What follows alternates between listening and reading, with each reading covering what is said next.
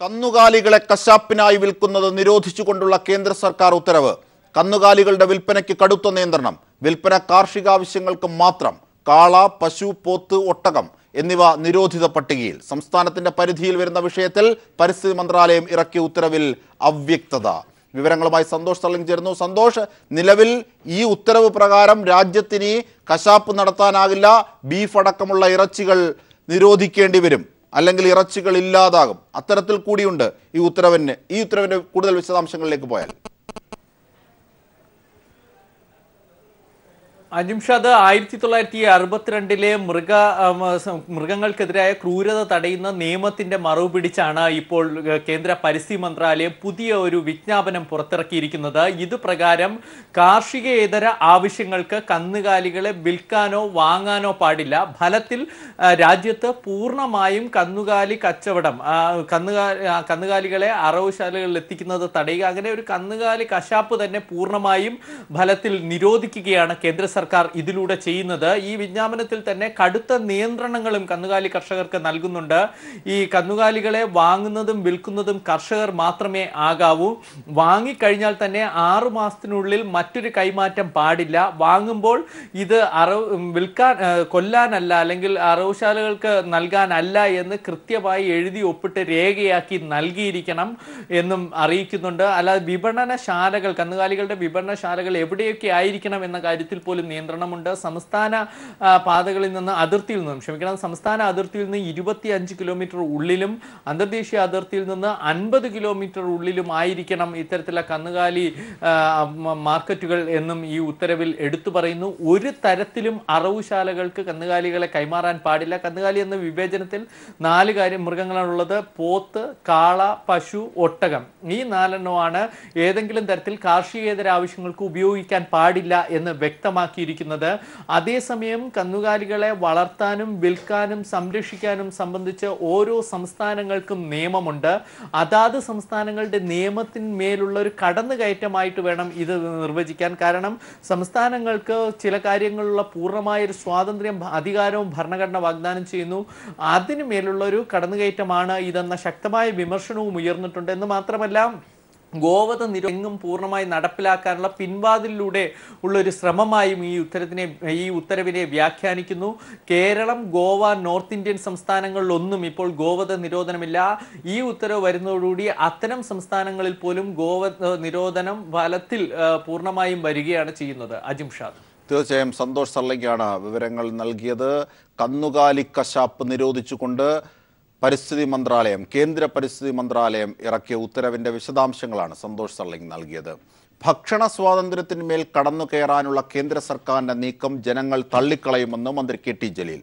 Federal സംവിധാനം തകർക്കുന്ന ഇത്തരം ശ്രമങ്ങളെ നിയമപരമായി നേരിടുന്നത് സംബന്ധിച്ച് സർക്കാർ പരിശോധിക്കുമെന്നും കെ ടി ജലീൽ മലപ്പുറത്ത് പറഞ്ഞു.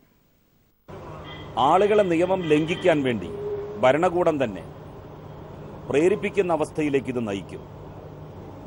ശരിയെന്ന് തോന്നുന്നതേ ജനങ്ങൾ അംഗീകരിക്കും. നിയമമായിട്ട് വരികയാണെങ്കിൽ പോലും പൊതുസമൂഹം ശരിയെക്കുറിച്ചും തെറ്റിനെക്കുറിച്ചും വ്യക്തമായിട്ടുള്ളൊരു ധാരണയും കാഴ്ചപ്പാടുമുള്ളവരാണ്.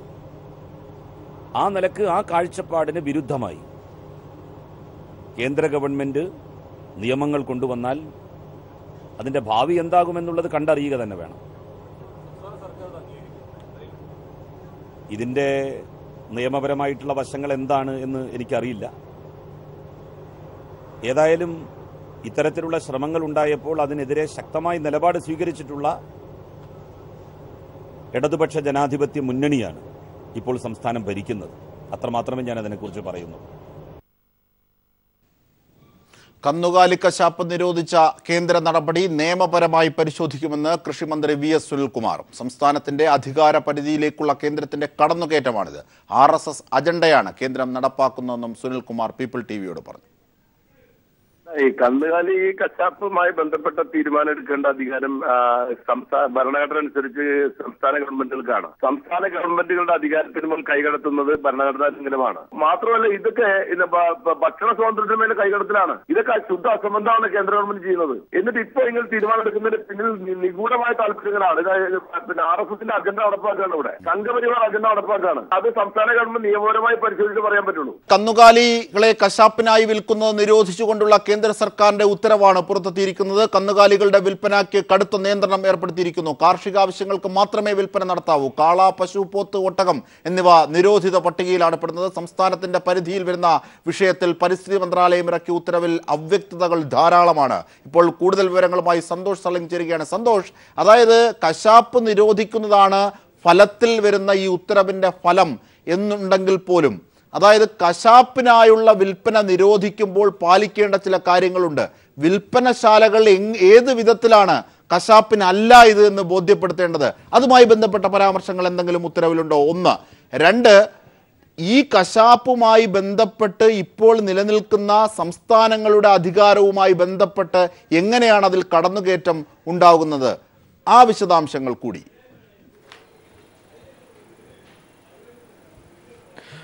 അജിംഷാദ്, ഇക്കാര്യങ്ങളെല്ലാം വളരെ വ്യക്തമായി തന്നെ പരിസ്ഥിതി മന്ത്രാലയം പുറത്തിറക്കിയ ഉത്തരവിൽ ചൂണ്ടിക്കാണിക്കപ്പെടുന്നുണ്ട്. ഏറ്റവും പ്രധാനപ്പെട്ടത് ഈ കന്നുകാലികളെ വിൽക്കുന്നത് അറവുശാലകൾക്കല്ല എന്ന് വ്യക്തമാക്കാനായുള്ള ചില നിബന്ധനകളാണ്. അതിൽ ഏറ്റവും പ്രധാനപ്പെട്ടത് കർഷകൻ തന്നെയായിരിക്കണം ഇത് വാങ്ങുന്നതും വിൽക്കുന്നതും. അതിനായി ഫോട്ടോ പതിച്ച ഐഡന്റിറ്റി കാർഡ് കൈവശം കരുതണം എന്ന് മാത്രമല്ല, വാങ്ങുമ്പോൾ ഇത് അറവുശാലകൾക്ക് വേണ്ടിയല്ല, കൊല്ലാനല്ല എന്ന് വ്യക്തമായി എഴുതി തയ്യാറാക്കിയ രേഖ നൽകണം. വിപണനശാലകൾ തന്നെ നിലവിൽ വരുന്നത് അതാത് സ്ഥലങ്ങളിലെ ജില്ലാ മജിസ്ട്രേറ്റുമാരുടെ മേൽനോട്ടത്തിലാണ്. അവർ പരിശോധിച്ച് നൽകിയതിനു ശേഷം മാത്രമേ ഈ വിപണനശാലകൾ പോലും വരികയുള്ളൂ. ഓരോ സംസ്ഥാനങ്ങളും ഈ ഉത്തരവ് നടപ്പിലാക്കാൻ ബാധ്യസ്ഥരാണ്. സംസ്ഥാനങ്ങൾ തന്നെ ഇതിന് മേൽനോട്ടം വഹിക്കണമെന്നും ഈ പരിസ്ഥിതി മന്ത്രാലയം പുറത്തിറക്കിയ ഉത്തരവിൽ വ്യക്തമായി പറയുന്നുണ്ട്. രണ്ടാമത്തെ ഒരു പ്രധാനപ്പെട്ട ഒരു കാര്യം എന്ന് പറയുന്നത് സംസ്ഥാനങ്ങൾ മേലുള്ള അധികാരത്തിനുള്ള കടന്നുകയറ്റം എങ്ങനെയാകുമെന്നത്.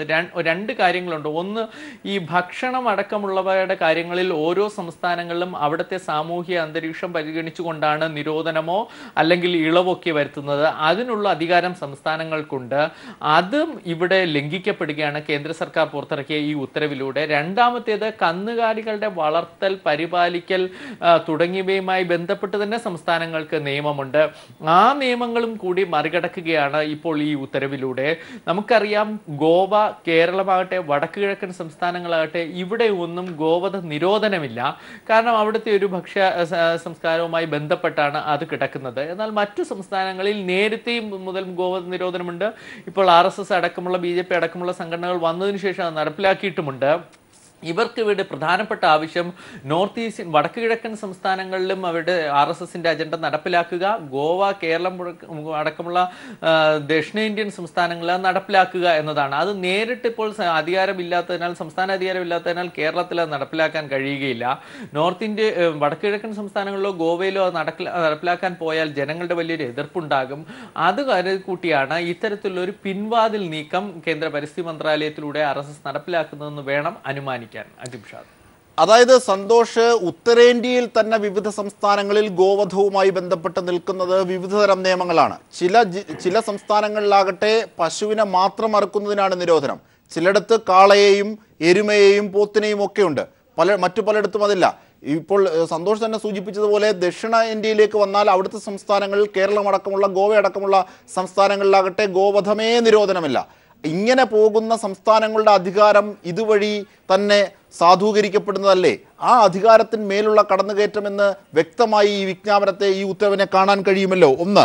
രണ്ട്, കേരള ഹൗസിൽ, ദില്ലിയിലെ കേരള ഹൗസിൽ തന്നെ ഒരു ഘട്ടത്തിൽ ചില അധികാരികൾ എത്തിയപ്പോൾ ബീഫ് നിരോധിച്ചതിന് എങ്ങനെയായിരുന്നു അന്ന് സമീപിച്ചിരുന്നത്?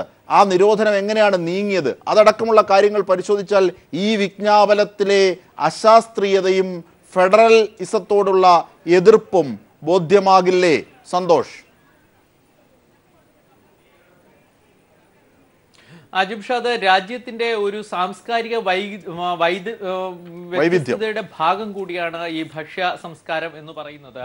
ഇപ്പൊ മഹാരാഷ്ട്രയിലാകട്ടെ നമുക്ക് അറിയാൻ കഴിയും, മുഴുവൻ ഈ കന്നുകാലികളെ പൂർണ്ണമായും കൊല്ലുന്നത് നിരോധിച്ചിട്ടുണ്ട്. എന്നാൽ ഉത്തർപ്രദേശിൽ അങ്ങനെയല്ല, പശു മാത്രം. അങ്ങനെ ഓരോ സംസ്ഥാനങ്ങളിൽ അവരുടെ രീതികൾക്ക് അനുസൃതമായിട്ടാണ് തങ്ങളുടെ വൈവിധ്യമാർന്ന ഭക്ഷ്യ സംസ്കാരം നിലനിർത്തിക്കൊണ്ടു പോകുന്നത്. ഉത്തർപ്രദേശിൽ യോഗി ആദിത്യനാഥ് വന്ന ശേഷമുള്ള വറവുശാലകൾ നിരോധിക്കാനുള്ള ശ്രമം, അതിനെതിരെ അവസാനം അവിടുത്തെ കന്നുകാലി കച്ചവടക്കാർ ഹൈക്കോടതിയെ സമീപിച്ച് ഹൈക്കോടതിയിൽ നിന്ന് അനുകൂലമായ ഉത്തരവ് തേടി തുടർന്ന് ലൈസൻസ് നൽകാൻ ആവശ്യപ്പെട്ടിരിക്കുന്നു. ഇങ്ങനെ പക്ഷെ എന്നാൽ പോലും അത് നടപ്പിലാക്കാതിരിക്കാനുള്ള ഒരു ശ്രമമല്ല നടത്തുന്നത്, നടപ്പിലാക്കാനുള്ള ഒരു ശ്രമമാണ് RSSും സംഘപരിവാർ സംഘടനകളും നടത്തുന്നത്. നിയമം മൂലം കഴിയാത്തതെങ്കിൽ ഭീഷണിപ്പെടുത്തി നടപ്പിലാക്കുക.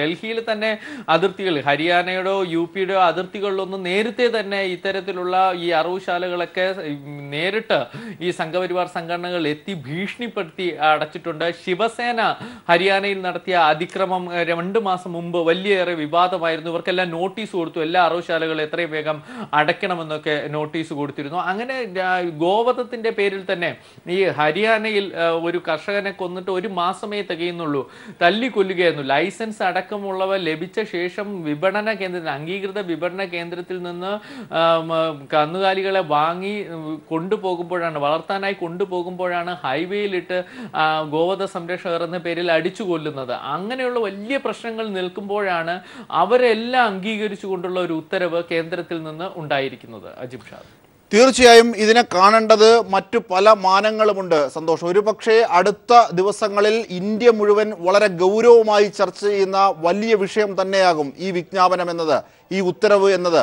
ഒരുപക്ഷെ ഇന്ന് നമ്മുടെ മന്ത്രിമാരായ VS സുനിൽകുമാറും KT ജലീലും ഇപ്പോൾ തന്നെ ഇതുമായി ബന്ധപ്പെട്ട സംസ്ഥാനത്തിൻ്റെ ആവശ്യങ്ങളും സംസ്ഥാനം എങ്ങനെയാണ് നിയമപരമായി ഇതിനെ പ്രതിരോധിക്കാൻ പോകുന്നത്, അതിൻ്റെ കൂടിയാലോചനകൾ, ഇതുമായി ബന്ധപ്പെട്ട സൂചനകൾ വ്യക്തമായി പീപ്പിൾ TVയിലൂടെ നൽകി. KT ജലീലാകട്ടെ പൊതുമാധ്യമങ്ങൾക്ക് മുഴുവനായി നൽകുകയും ചെയ്തു.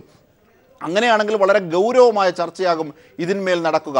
എന്തൊക്കെ കാര്യങ്ങളാണ് ഇതുവഴി സംജാതമാകുക? ഒന്ന്, ദളിതരടക്കം ഹൈന്ദവതയിലെ തന്നെ ഭൂരിഭാഗം പേരും മാംസം ഭക്ഷിക്കുന്നവരാണ്. അവർക്ക് മാൽന്യൂട്രീഷൻ അടക്കമുള്ള വിഷയങ്ങളുണ്ടാകും.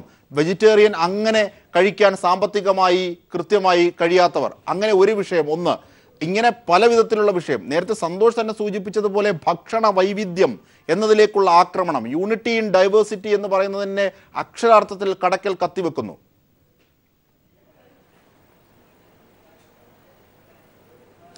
അജിംഷാദ്, നമുക്ക് ഈ NDA 2014 3/1 ഭൂരിപക്ഷത്തോടെ NDA സർക്കാർ, മോദി സർക്കാർ അധികാരത്തിൽ വന്നപ്പോൾ തന്നെ സംശയിക്കപ്പെട്ടിരുന്ന ഒരു കാര്യമാണ് ഈ RSSന്റെ അടക്കമുള്ള സംഘപരിവാർ അജണ്ടകൾ നടപ്പിലാക്കുക എന്നത്. പക്ഷേ അതിനുശേഷം വന്ന സംസ്ഥാന തെരഞ്ഞെടുപ്പുകളിൽ, ഡൽഹി അടക്കമുള്ള സംസ്ഥാന തെരഞ്ഞെടുപ്പുകൾ വലിയ തിരിച്ചടി ഉണ്ടായപ്പോൾ അതെല്ലാം പതുക്കെ പിൻവാങ്ങി നിൽക്കുകയായിരുന്നു. പാർലമെന്റിൽ തന്നെ രാജ്യസഭയിൽ ഒറ്റയ്ക്ക് ഭൂരിപക്ഷം ഇല്ലാത്തതുകൊണ്ട് പല നിയമങ്ങളും പാസ്സാക്കാനാകാതെ വന്നു, വലിയ പ്രതിഷേധമൊക്കെ ഉണ്ടായി.